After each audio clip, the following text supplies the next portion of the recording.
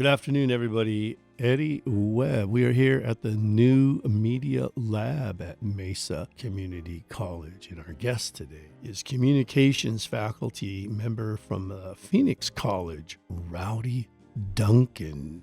And we're going to talk a little bit today about the work that Rowdy has been doing with supporting UTech to indigenize Maricopa. I'm asking Rowdy to go ahead and introduce yourself to everybody. Where you come from, brother? So originally Texas, then Wisconsin, then Minneapolis, then Phoenix, kind of the steps there. And I appreciate the opportunity to introduce myself. I'm racially mixed. I identify racially as Native American, but I don't have an ethnic connection just due to a background with my family. I'm connected to Taos Pueblo through my father, but I never really got to know my father. We had to leave him at a very young age, and I was left without the ability to connect to that tribal community. And then my mother has connections through Eastern Band Cherokee. Unfortunately, being that we came from Texas, a lot of that boarding school stuff was literally beaten out of you, and they asked people to assimilate into whiteness. And so I'm one of those interesting folks. Like, I have a racial identification with a group of people that identify with tribal connection, but, kind of like a little bit of a racial ghost, I guess, out there. But that doesn't mean there's not a lot of folks like me that have the similar path and background. And I think a lot of urban folks that are Native have that struggle of how do you connect, how do you be? And the more and more I study and more I understand, it's just about being in relationship and what are you doing to help your relations. And I'm doing all I can to live into that space. Well, welcome to the New Media Lab. Yeah. So I've been,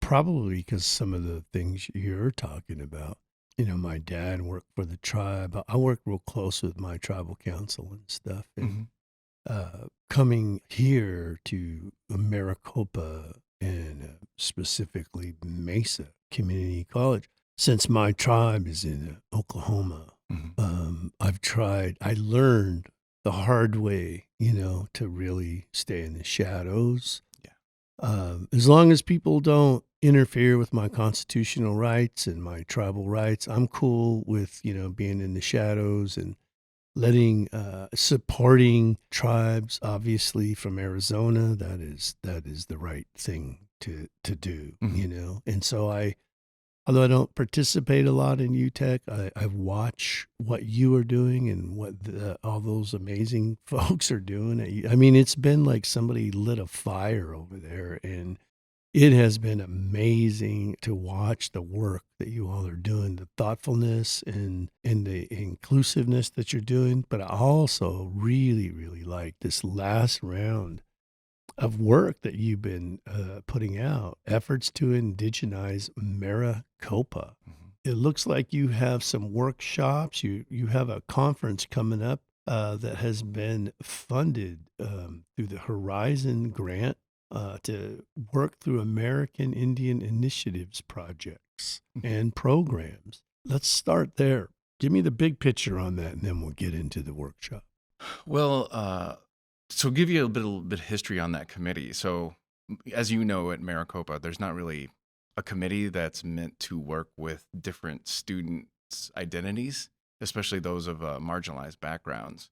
Now, when you look at American Indian students specifically, and you consider tribal sovereignty, all the laws and legality that it takes to, sometimes get scholarships, funding, whatever else, we were able to make a case for the idea that there needs to be a committee that really focuses on these students, given how many students that we had at Phoenix College, as well as the fact that truth is, if you're from a racial minority background, you end up doing the work to serve your students in addition to the work that you do also.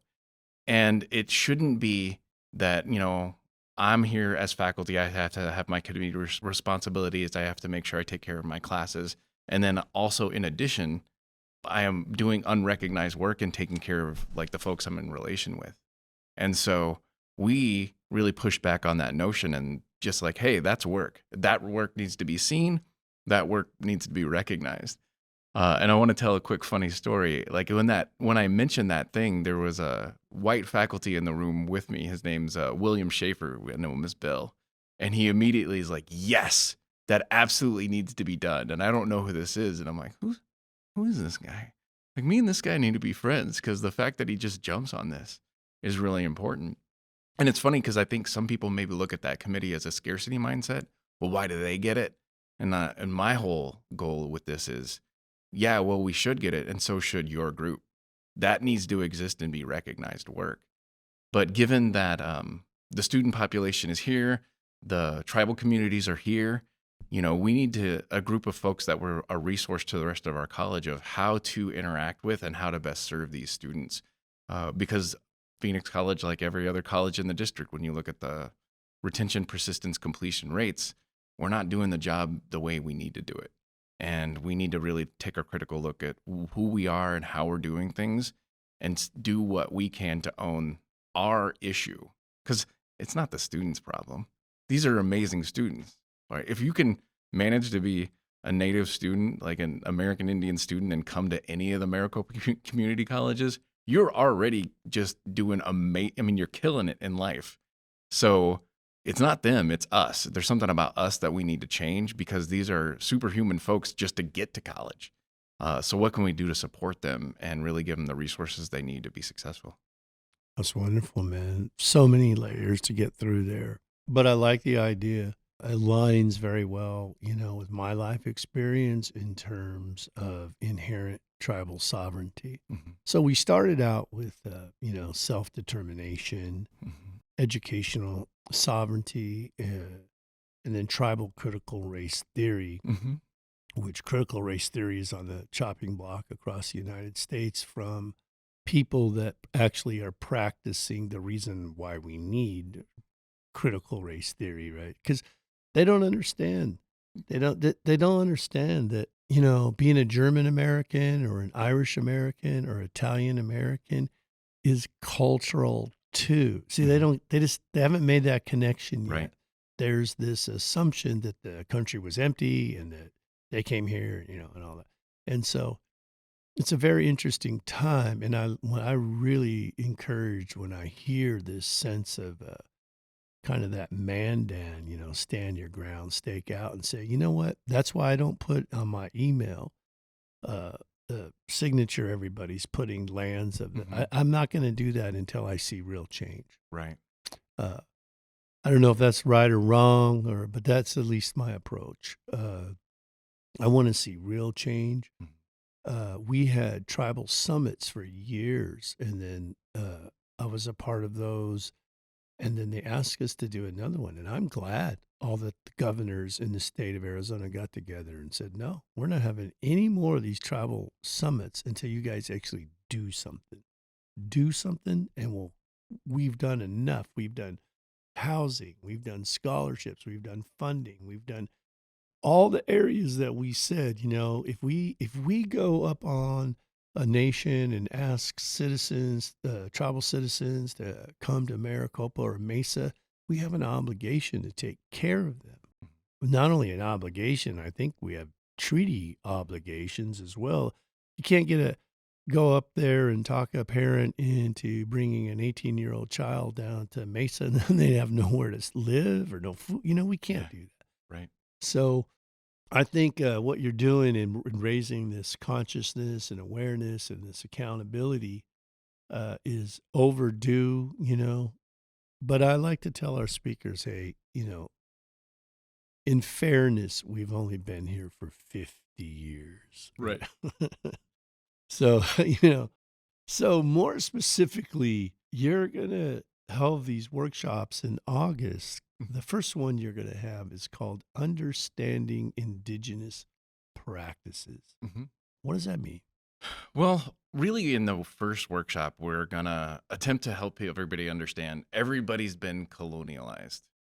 One of the things, like in reading John Trudeau's work, when he talks about the people and how certain folks just forgot that they were the people, like I kind of sat with that for a long time and I looked at the white folks that came from Europe and I thought about it for a while and I was like, man, they haven't been the people so long.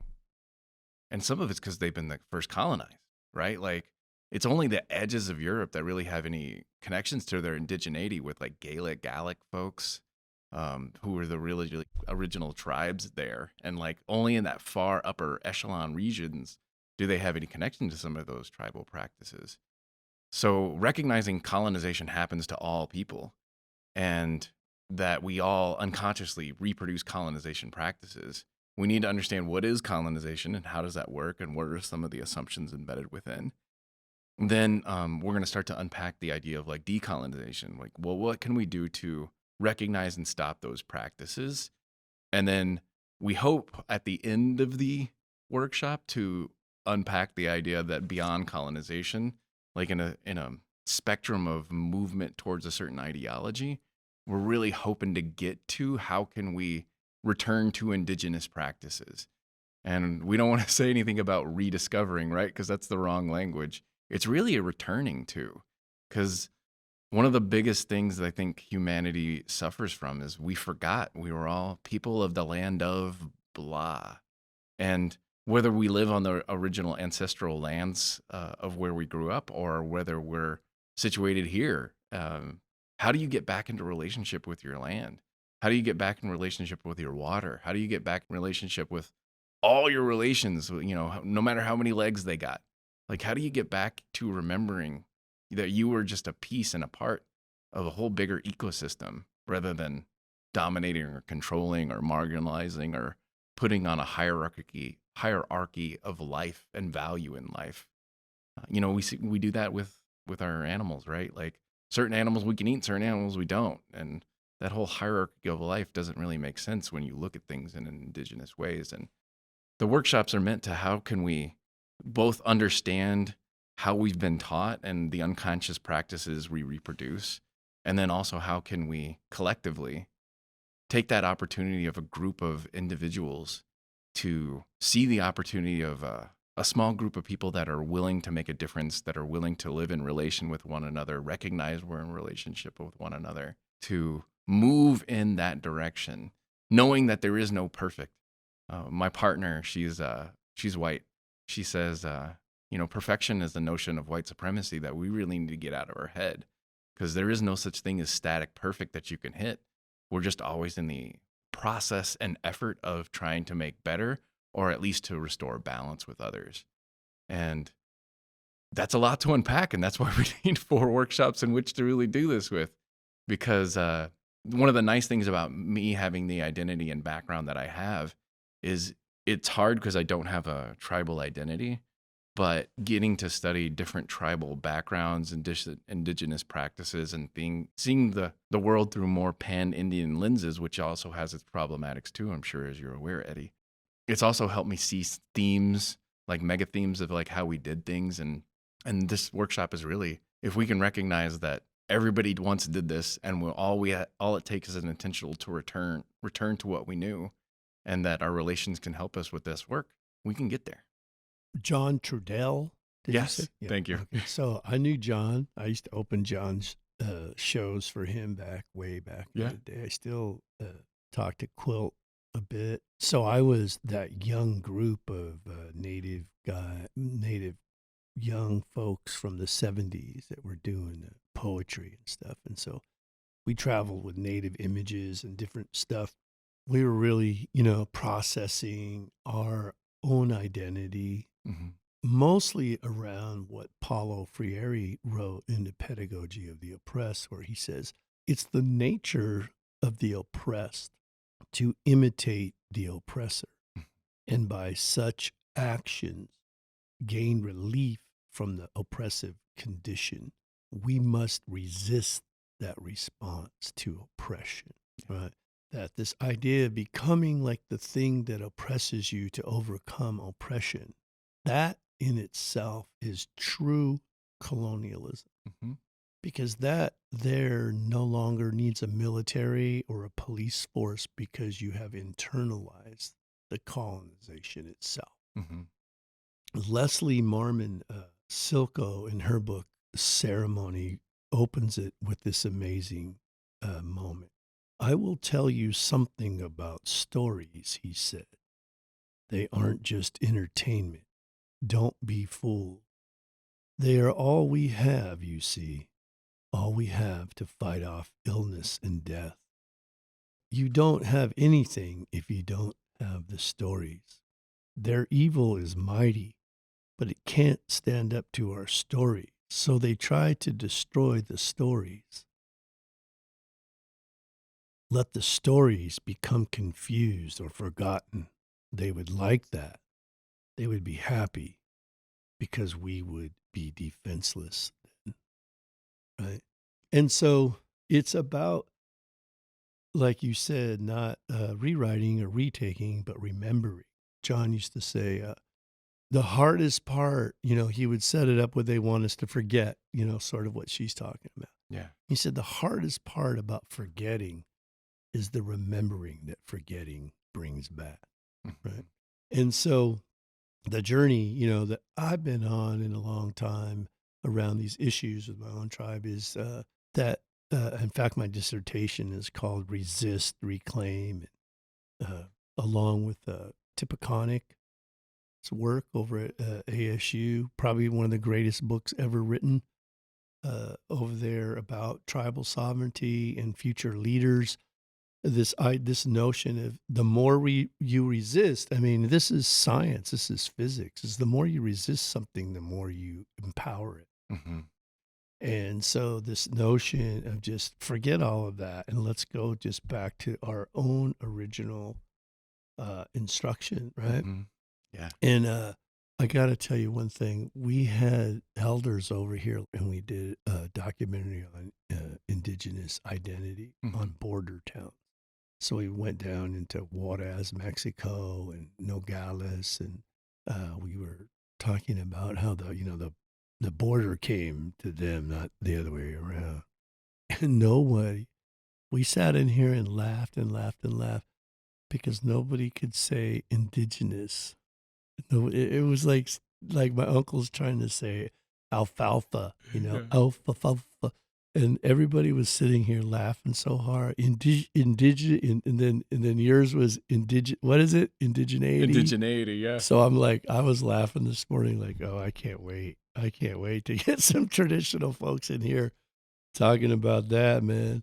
Yeah. But I love this idea of what you're doing, and I can't wait to see, like on the spectrum, where everybody plugs into what traditional is or what an indigenous practice is, and how that is going to reshape Maricopa.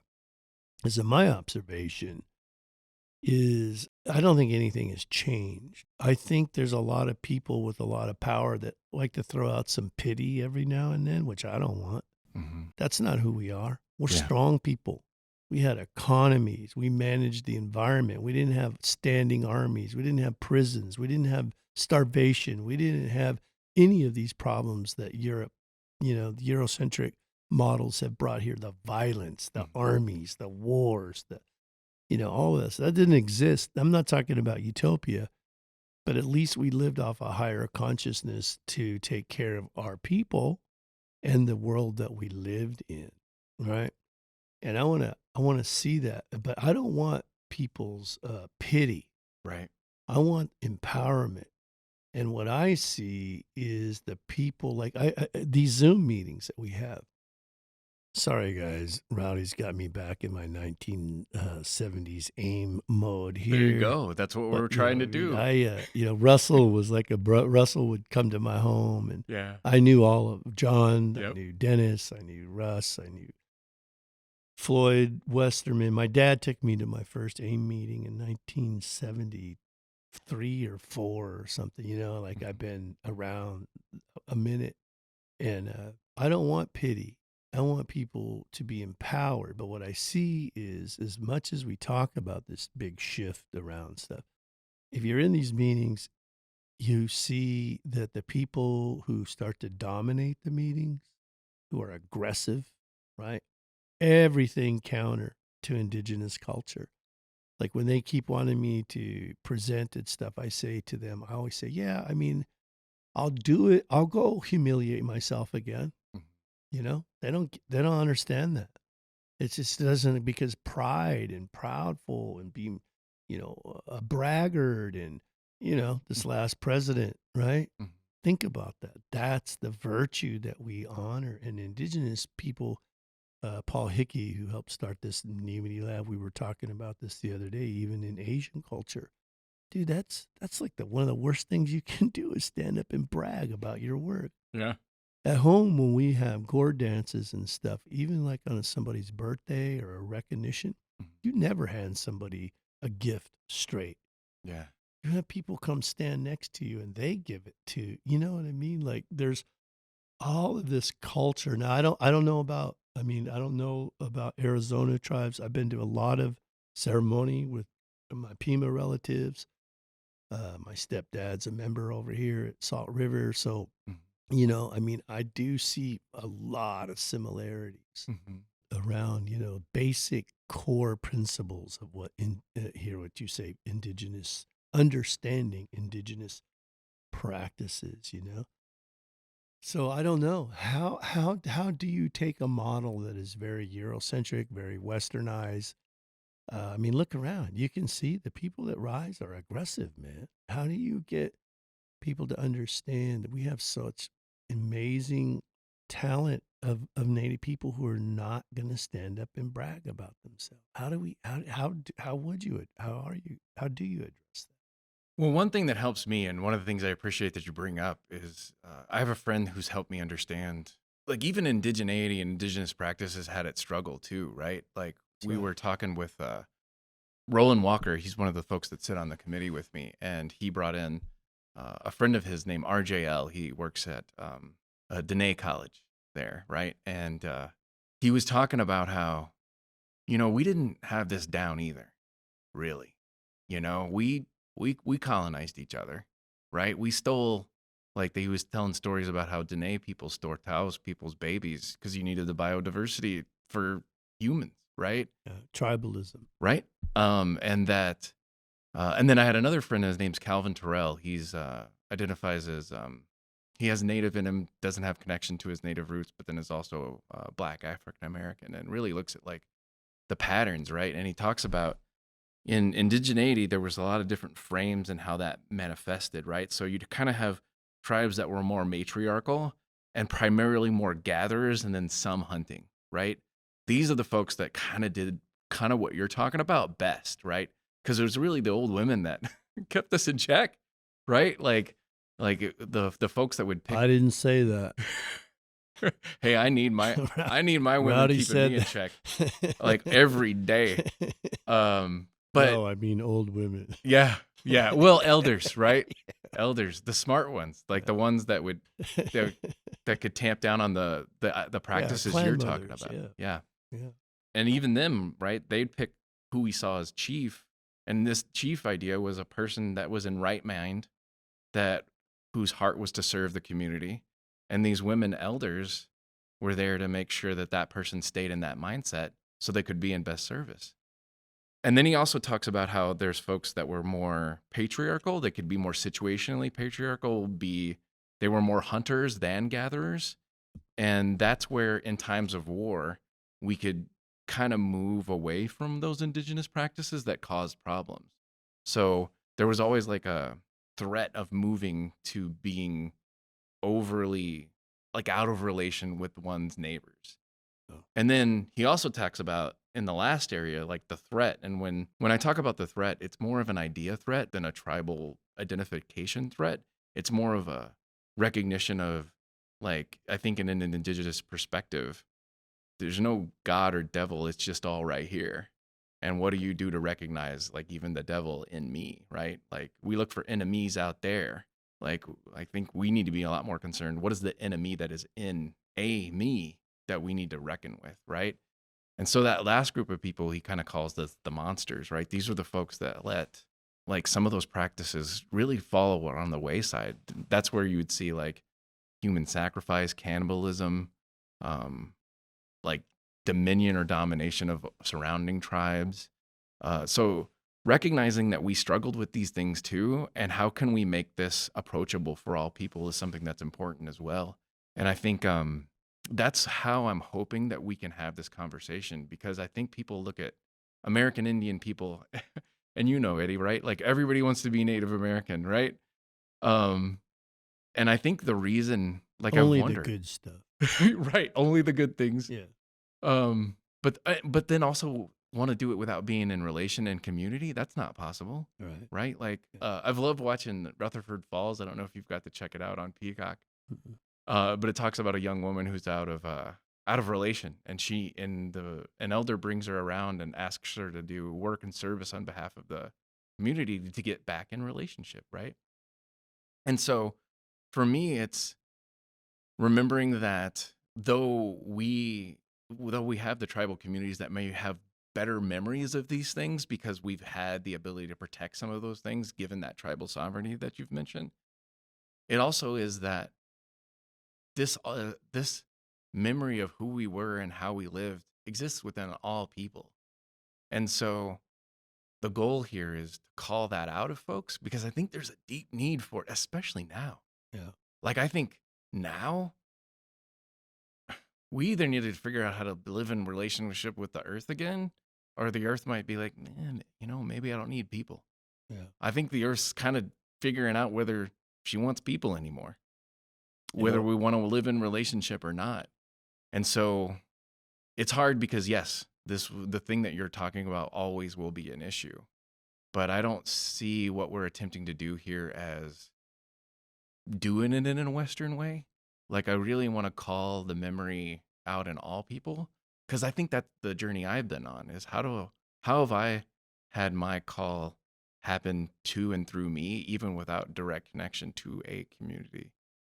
And that's why I think it's possible. Like, yeah, you can't be Native American, American Indian, but you can figure out what your indigenous roots were, and you can learn about that, and you can bring that back to us, because how they do it in like New Zealand with the Maori people, how the Gaelic people did it up in Scotland, like we need to like hear all it's remembering those stories again, because we're so out of balance that we're going to need all those stories to get back in balance, because I think we're just suffering from the sickness, and I think like it's really been in talking to those tribal elders, those folks that are seen as medicine people, who deal with that shadow work that we all have within us, um, that makes the opportunity exist. But it's not going to come from a top down space in the way I'm envisioning. Like, really, I'm hoping we can create dynamic spaces of connection where people are mutually committed to each other, where we see each other as co-conspirators in how do we think this, how does everybody have a say. Even in the workshops, we're not going to say do this, we're going to say how do you understand this and how do we do this. So we're going to be doing indigenous practices and breaking into small groups and ask, okay, within the wisdom of all folks that are here, how do we do this? How do we start this? I mean, indigenized Maricopa seems frankly overwhelming, but if you can't imagine it, it becomes not possible too. And so that's the goal, is how can we call out best in everyone else? How can we ask them to remember those stories? How can, even if it's not their story, how can they see the truth in it? How can they see them in that thing? That's why I love communication. When you put the stories thing out, like I feel like communication is spells of being or unbeing or value or disvalue. The way we talk about things and how we value or don't value things, like creates the world we live in. And we just need to remember the stories and then find ways to create the stories of coming out of who we are and to becoming who we want to be, to really do this in an as dynamic a way as possible. Yeah. Well, there's lots and lots of layers going on there, a lot of dynamics, You're like, as you talk, I'm like reliving my whole life, you know, of all of the work that has been done, in this area of creating space. As a young guy, I was elected on the NIEA, the National Indian Education Association in D.C. I took actually Stephen Lewis, who's the governor out here now. I took his spot on the board. for a couple of years, and I got to travel all over the United States, and we visited, oh man, almost all the tribes. We were traveling constantly. I got elected to serve under the first George Bush, under the White House Conference on Indian Affairs. And again, you get to meet people all over the country. And today it's sort of weird to see people who are revered as elders and traditional people who are like, I knew them when they were young, when I was young, you know what I mean? They weren't like 10 years older than me or something. And it's like, wow, that is really a weird thing to experience, So many things that you said there, like this connection that all people are indigenous. I didn't have that realization until I actually worked in Europe. I worked in Switzerland and Italy, Germany, France, and I get to learn about the Inquisition over there, of how indigenous people, they call them people of nature, right? How indigenous people over there suffered, mostly women, were beheaded by the Spanish during the Spanish Inquisition because they used herbs to heal people. Right. And then like these Irish guys, like you were talking about, these Celts and the northern Swiss guys and all of that, like they took me to their ceremonies, like, and I'm like, wow, this is really weird, man. This is like a stomp dance and then a sweat. But they build these stone buildings and they burn a fire in there, and then they take the fire out, and then they go in and they sit and they throw water on the walls. Yeah. And they sing and they tell their stories about where their river, where they emerged from the earth. Like, this is crazy, And it really, like you say, opened my eyes to that. And then I also like the fact that you commented on keeping it real, like this authentic perspective of indigenous people. I think you could look at the United States in sort of 6 primary regions and see how the environment would change the cultures of the people living, right? Like when you spoke about the women choosing the leaders, that was a very, Iroquoian thing, East Coast thing. I don't know that that's true in the Southwest. California, again, the same sort of empowerment, because there was so much abundance of food on the East Coast and the West Coast, and the Great Lakes. There was no need to struggle over that. It was really about managing it. I just really dig that, man, that you're going to, create this authentic conversation around what this means. You're not going to romanticize that. And I think that is essential, man, to reality. The next workshop you're going to do is called Returning to Indigenous Cultural Values. What's an indigenous cultural value? So some ways, like I like to explain things by explaining what things aren't first, right? So like if you look at what does colonization do, right? Well, it sees life on that hierarchy, right? The whole notion that life would be on a hierarchy is antithetical to kind of what an indigenous value is, right? Like we're seeing now where people want to like kill off mosquitoes. That's going to be a problem. Like creator needed mosquitoes, and yeah, I don't like them, but like there's a reason. And when we take that out of the ecosystem, that's going to throw everything out of whack. So that hierarchy of life needs to be looked at and analyzed as to why does colonization need that, and why did that not happen in indigenous spaces? We're going to look at like the idea of reciprocity, right? Like, I see you've got your cup there. And I think in indigenous spaces, right? Like I think in a Western notion, you fill your cup, and if it keeps filling, well, you get a bigger cup. I don't think that's the way indigeneity worked, right? Like if you had a cup and it filled, it overflows, and you overflow into the cups of others, right? That's that reciprocity to make sure the flow never gets cut off. Yeah. 7 generation. Exactly, right? Yeah. And then, but everybody used to work in a 7-generation way. And how can we bring that out of folks? Yeah. And then I think the last one is really that relations, all my relations. And, I'm just like you, Eddie. Like, it's funny, people are retiring now, and they're like, well, you're the oldest person here. You're the elder. And I'm like, oh, man, really? That seems like a bad idea to me. Yeah. But what if our elders did that? now? Like, what if they're like, oh, I don't know if I'm ready. Like, I think Tia was reminding me when I talked to her last week. Tia Brucehead from Scottsdale Community College. She's one of my matriarchal leaders that I appreciate. She reminds me, like, I'm not healing anybody. She's like, you're creating a space to help someone remind themselves that they have the capacity to heal themselves. That's right. And then, as soon as she says it, she, of course, just sees me, sees my shoulders drop. She's like, look at that. All that worry and stress just left you. Like, you don't have to be responsible for all that stuff. Like, you're just holding a space for that opportunity to happen. And so in looking at indigenous values, like, we talk about Indian time. And I was trying to explain Indian time to our community because we've got some white folks in there. And I was like, imagine instead of clock time, that it's about relationship time.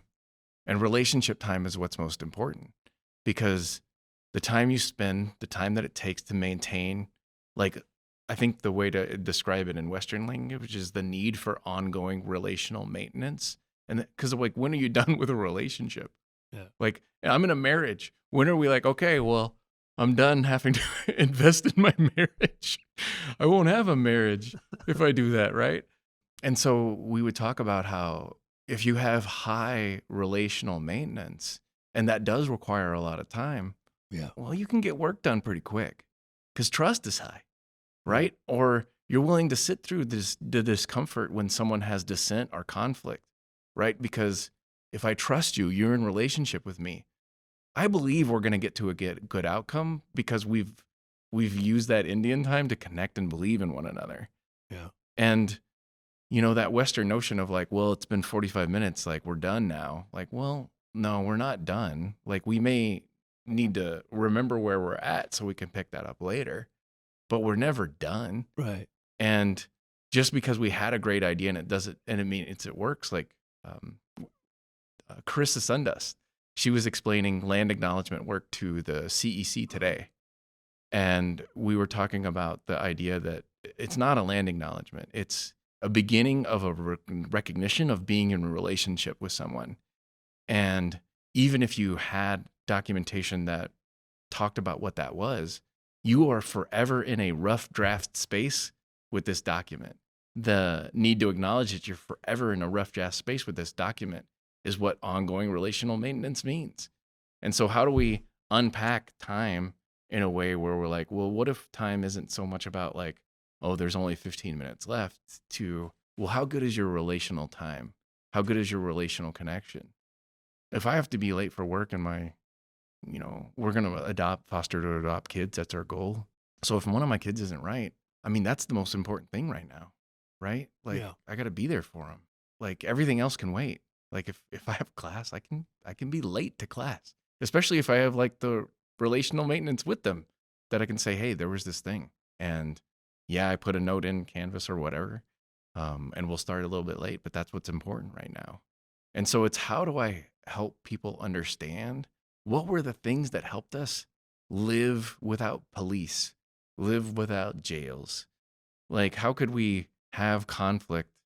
And how could we live in a space where there were like those all night sweats? How could we do those longhouse discussions with children in the space with us where they were engaged and part of the discussion? Because you're not going to listen to a good idea just because they're 8? Like, a good idea is a good idea. And the more I study this stuff, they say, like, you need a young person, a middle-aged person, and an older person to make sure all perspectives are there, just because you'll miss something if you're missing one of the perspectives. When I was doing my undergraduate work, I did research for Dr. Gregory Shaw, who wrote the book Wampum Belts. And later, I actually ended up writing a book for the state of California called Generations Our People Say. You touched on this idea again, that people don't always know that the United States Constitution is based off of the Iroquois Confederacy. So we actually work with the senator and the governor, actually, of Hawaii, to pass a resolution in the Senate that acknowledged that the United States Constitution is, a derivative of Iroquois governance. And the center of that was a word called caucus. And so people would come together. That's what the government was supposed to be. The Congress and all of that was modeled after twin tribes would come together. I actually have a chunk of the old council tree that was like 300 years old. And I took a piece of that. The city in Oklahoma, they were going to cut it down, I think, so they could put a golf course or something. And so we all went down and everybody got a piece of that tree, and I still have it. I was a young guy back then, and I just sat in the corner and, watched the people do their thing, and I learned a lot. But that's what Gregory Shaw's work, wampum belts, if you really want to get deep into the Constitution, he does a thing of where he has the wampum on this side and then the Constitution on this side, and he just goes right through it. Yeah. The difference was what you've been saying. The Benjamin Franklin and those guys, they didn't have an understanding of women having so much power. Mm-hmm. And so, women had the longhouses, the clan mothers had power to decide of all kinds of decisions, economic decisions, war decisions. And there's another great book, The Ecosystem, Indians, and the Economy, Conrad wrote, that talks about how British and the French, as they started to colonize, I get the colonial states, how they used, like blueberries, where the tribes would manage blueberries, the ecosystem along the river, right? So that everybody was fed. And then they would go and take a clipping of the blueberry and then plow a field and then plant the blueberry in the field and then grow a crop and then put a store out in front of it, and then you had to buy it, right? Yeah. And so as I listen to you talk about time, that is a huge undertaking to redo people's concept of time. Now, my feeling was, if you're going to do this in Maricopa, you take over Scottsdale Community College and you set up a real indigenous college as a partner with Maricopa. You don't run them off completely, but pretty close. Mm-hmm. And at least you run off the understanding of the system, and that the system is what's important. And the system is what we're trying to feed instead of people. Right. Because you're striking at things that are so core value to not only Maricopa, but American identity. Time, the clock, man. Like if you could, as I go back and forth with this with my students, I've had people say, "Oh, I'm on Indian time." I'm like, "No, you're late, man." Right. And so, right? Yeah. Like, no, you're late. I mean, there's just things that have changed, and we need, and so I love that. I love everything you're talking about. I can't wait to see it. It makes me feel old, as you're talking about this, I look back and go, yeah, we did that in the 70s, we did, and we're still like, it's a new idea, have we made progress? And then it makes me go, you know what? I'm a grandpa, I think it's time to start looking at a good horse, and, these young people got all this covered, and it's exciting. And then you want to do, so you have these sort of 3 steps: understanding, returning, and then applying. If you wanted to be real indigenous, there's supposed to be a 4th one, bro. I'm kidding. But okay, so applying, how would you get people off the clock? Well, if you're asking me for the answer to that question, it would be wrong for me to tell you the answer to that question, because I can't answer that question for us. Yeah. Right? Like, what, you're going to take Rowdy's idea, and Rowdy's idea is how we should put this down? Like, that's already the mistake. So it's not that it's wrong. It's that's a cultural value. Mm-hmm. That you're just presenting an idea. Yeah. And I wanted to touch on that, something you said earlier about evil. Mm-hmm. Like before Christianity, there was no such thing as sin. Mm-hmm. It was your nature, right? Yeah. A trickster. Mm-hmm. We explained everything through story. Yeah. And we didn't tell people this is because there was no devil. Mm-hmm. There was no hell. There was Right. no eternal suffering of this. That a loving God would make you eternally suffer, if you didn't do what the priest said. Yeah. Right? That's heavy stuff. Yeah. Right. A lot of control there, too. Yeah. So this idea that you're saying, no, you want to practice by just putting this idea out there and then let it see where it happens. Yeah. Love that. Yeah. So to give you a better sense of what we're hoping to do there, Yeah. right? So this is going to be truth and reconciliation, right? Okay. What has happened to indigenous peoples at Maricopa? What has happened to indigenous ideas, indigenous values? We need to hear about how it has been, the truth of how it's the hurt that's been caused, the pain that's been caused, and sit with it for a second and recognize that it's happened. Because without truth and reconciliation, like, right, this is another indigenous practice that's been used and replicated in different spaces across the world. It's funny, I got to go to Nigeria in 2019. And it's funny because there, if you want to get ahead, you got to be Christian. And they really look down on the indigenous people there. And I'm like, don't do that. Those people know something that you need to know and remember about who you are. Yeah. Because like I hear some self-hate in how you're practicing stuff here, and I worry about you. And I don't do it in a chiding way. It's like I love you and I'm worried about you, and think about this for me, because I can't tell you how to do it either. You need to return. But in this last workshop, we're going to take some time to talk about how has this not happened? How has there been efforts that have attempted to do these things over and over? Right. But then also, we're hoping people stick with us. We're hoping people go to all three. And then now we're inviting everyone that has been in community with us the last few times. All right, now this is a wider scope of indigeneity. Yeah, there's Native American, American Indian folks that are helping bring this forward, and that we were the folks that said, we want to indigenize Maricopa. But you have just as much a capacity to help us get this done as we do. And we've been trying to do it alone. And it hasn't, some things work, some things haven't. Most don't work. Most don't go forward. But they have the capacity to stand with us in relations, right? Really being all my relations, really like owning up that they could be that ancestor for Maricopa that created the spark of a change that really made something happen.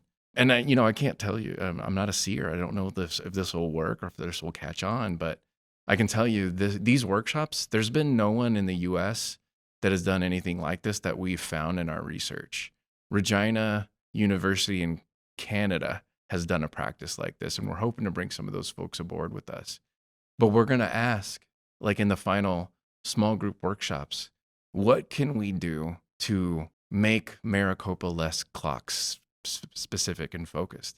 What's funny, when you look at, there's some seeds of what Maricopa is and how Maricopa works that like are really excellent.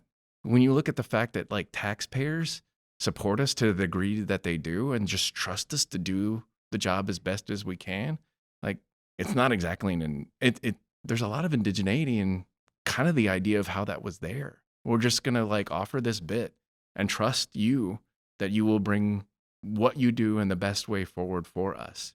But really that's to listen about where there's been problems and issues, to recognize that the institution of Maricopa Community College District isn't gonna want to change.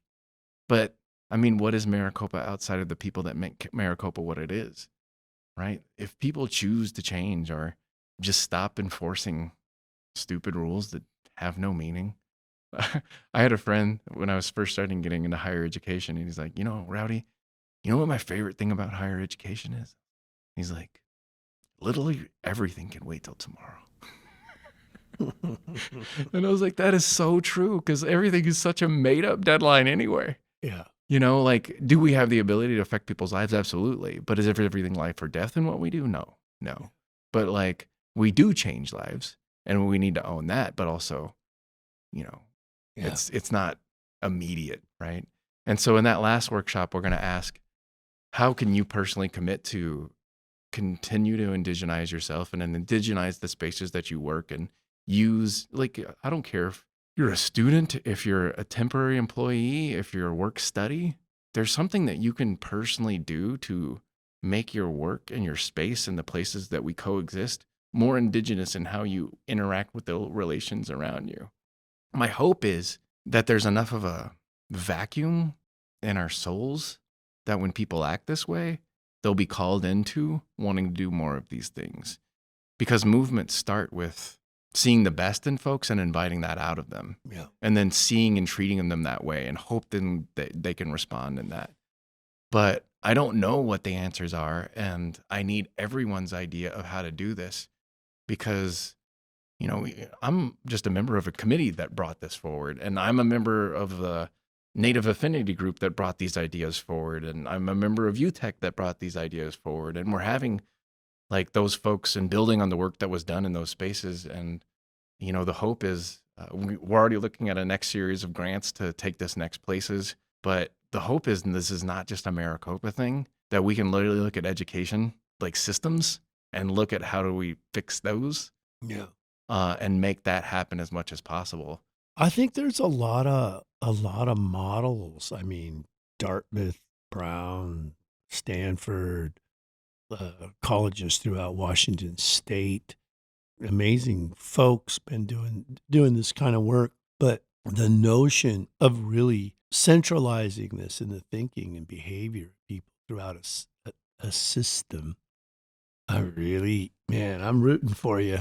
I love this. Understanding, returning, applying. What an amazing event that would be. And it is going to change it's going to at least make people pause, because to restore balance, some of these things need to happen, right? Like this quality of the human experience is available to us. We just create all of this bureaucracy that adds all this stress to people that is totally, look at what our own faculty have done with PAR, put people under a 6-year punitive system, that didn't, that started as a punitive thing in Ohio. We've sort of kind of molded it, and we're going to actually have the folks on that are running PAR. And I understand the political part of that, because there needed to be accountability for faculty, that needed to be strenuous and challenging and all that. I get all of that part of it, and I do support that. But there's so much stress that goes with that. I mean, it should be a celebration of what people are doing more than what are you doing? What are you doing? What are you doing? And prove it. You know what I mean? And so I think, as you are starting to you're starting to soften these corners, and you're starting to do, again, what I really like doing, and that is the fight I've been in with these guys since a student at ASU, is to humanize data, is to humanize our experience and stop treating people like specimens or things. I think Joseph Campbell, a lot of his work that he spent time with indigenous people all over the world was changing the word "it" to a "thou." Yeah.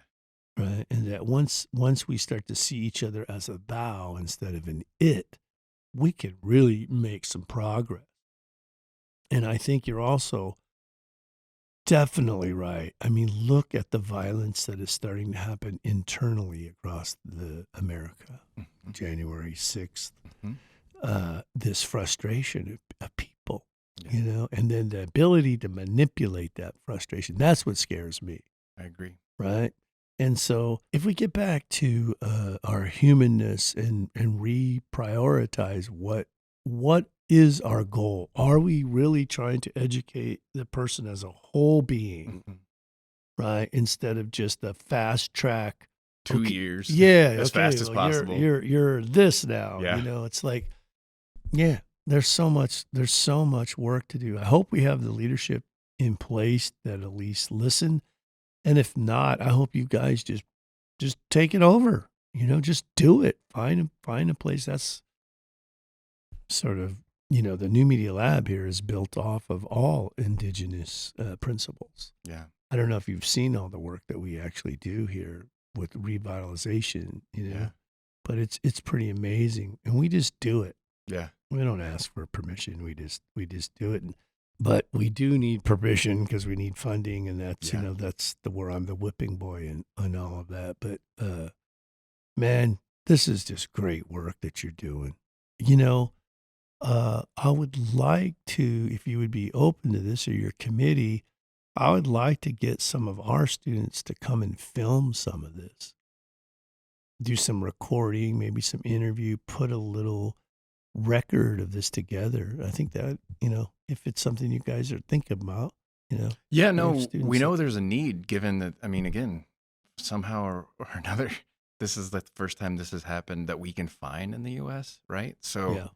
we're planning on recording stuff with the WebEx, and it's funny Right. because Carissa was saying These won't be these will be online. we may talk over the summer about if there is a way to do both, because really, Yeah. can we do both, and how could we do both, and who are relations that could help us get both done? Because with all this, we need to capture what's going on, because this is our first fumbling attempt at trying to figure Yeah. out how do we make this work with what we know, and who can help us get that done. Right. And it's funny because when you talk about workshop number 4, I think for me, when I see workshop number 4 is, all right, well, how do you live it? Because like if we had a workshop number 4, people would think we're done. And there is no done to this. Like, you need to now live this forward in the spaces that you exist, and stay in continual, ongoing relational maintenance, continuing to struggle against your colonial thinking that's been embedded in you, continue to try to decolonize your processes, continue to imagine how could we do this in a more indigenous way. What would that look like, and how can we move towards a little bit better? How do we keep everything in balance and stasis? There's no done to this. How do people respond to you when you use the word colonize or decolonize? Well, what's been wonderful is my friends, like, because I've talked about decolonization, and they're like, there's something I think that we need to talk about that's beyond that idea. And that's where they've really encouraged me to use the word indigeneity and indigenization, because a real simple way someone explained to me, you can't do a don't. How do you do a not do? You have to use something different. You have to look at, you can't just stop marginalizing. Like, what do you do instead of marginalization?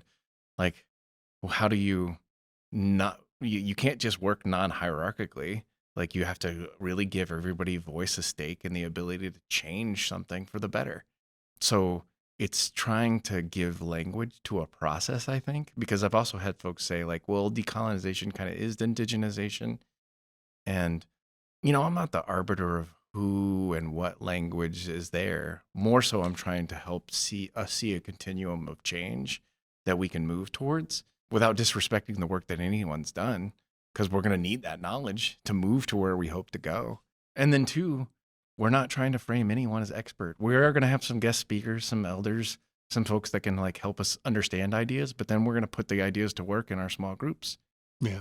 And that's just, as I understand it, how it was done. And, we're going to make mistakes and slip up, and it won't be perfect because perfect doesn't exist. But if we all hold each other to account to being our best selves together, it's possible. I mean, shoot, we were able to do this all across the planet with a lot fewer extraneous resources than we have now. So Yeah. it's like, I sometimes think you have to believe things into being, and you have to like believe them so hard and communicate your belief and faith that this is possible each time you talk to someone, to make it more real. And then that's what, my belief and my being and my acting in this way gives us the ability to make it more real, because then you see and understand it, and then you work that out, that you talk that out, and you make your spaces more of what we're hoping to see happen. And that's what I'm excited to see. I don't know what workshop number 4 will look like, but I'm excited to see how it happens. Have you looked at the world we used to live by Vine Deloria? No, but apparently I need you to share that with me. It is amazing. So you know who Vine Deloria Jr. was, right? No, like, one of the things I need to do as communication faculty is take a bunch of American Indian Studies classes, because what's weird is my background and my discipline tends to make me someone that explains these things well, but there's a certain heart and connection to certain things that I just don't have yet. So Let me see. I gotta pull this up real quick. sure. So Vine Deloria Jr. was considered one of the most intellectual people of the last 100 years, and he was Sioux. And he sort of mentored me through my first book. He wrote God is Red. Yeah, I've heard of the book God is Red. Wes Studi just narrated the world we used to live in. And I think you would find it really, really beneficial to either listen to. I have it on my ebook or whatever. Mm-hmm. Well, you know who Wes Studi is, right? No. But I'll tell you if I don't know. Like, Yeah, I have yeah, no yeah. problem admitting what I don't know. Yeah, well, Wes Studi is, he's won an Oscar. He played Geronimo. He was Okay. played in Last of the Mohicans. He's one of the most recognized native actors. Okay. there is. Yeah, then So I probably you would seen know him. who he is Yeah. immediately as soon as you saw. Great guy, great book. Well, listen, man, thanks for coming by Yeah. and talking with us about all this exciting work that you are putting together with you and your committee and your community. I recognize lots of names on here. Yeah.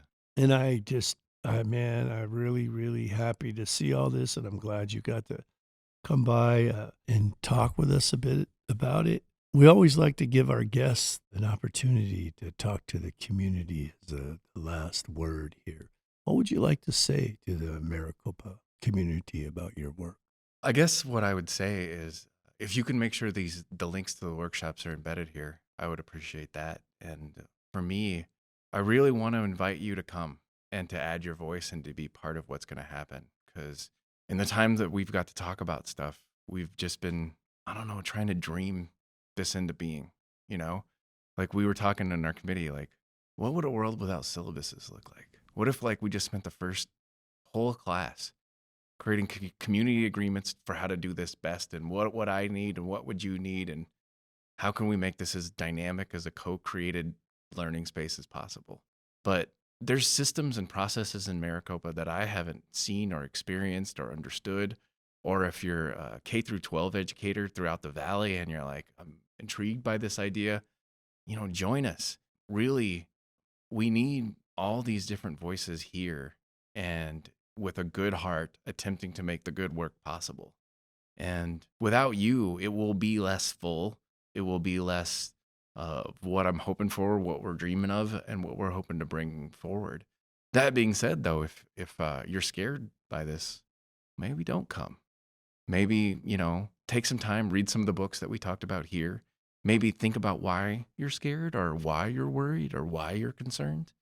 Because I don't want to see you as an enemy if you are. What I want you to do is look at that enemy in a me to think about why you're feeling this way and why you might be threatened by this thing.